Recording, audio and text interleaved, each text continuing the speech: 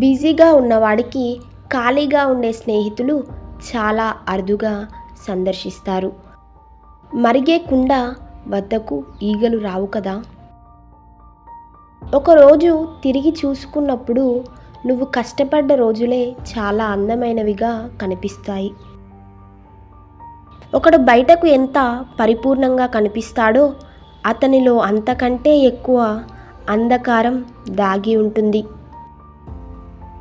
నువ్వు డిప్రెషన్ లేదా తక్కువ ఆత్మగౌరవంతో బాధపడుతున్నావని నిర్ధారించుకోవటానికి ముందు కేవలం మధ్య నువ్వు ఉన్నావేమో ఒకసారి నిర్ధారించుకో.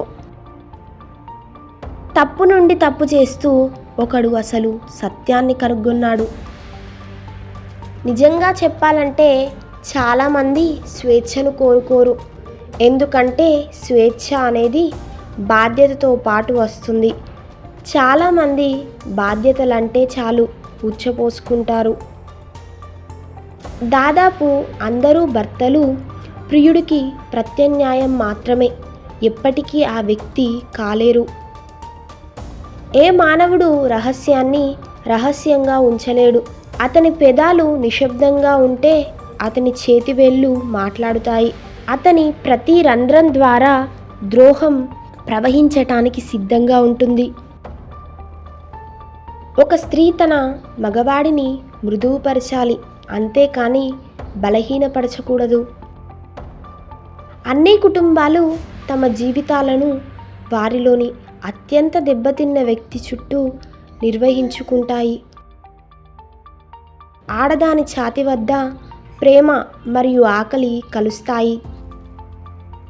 మనుషులు అనుకున్న దానికంటే ఎక్కువగానే నైతికంగా ఉంటారు మరియు వారు ఊహించగలిగే దానికంటే చాలా అనైతికంగా ఉంటారు. మనస్సు మంచు కొండ లాంటిది. అది నీటిపై కేవలం 7వ వంతు మాత్రమే కనిపిస్తుంది. ప్రేమించి పనిచేయి, పనిచేసి ప్రేమించు, అంతే ఉన్నది, ఇంకేం లేదు. హస్తప్రయోగం అనేది ప్రాథమిక వ్యసనం.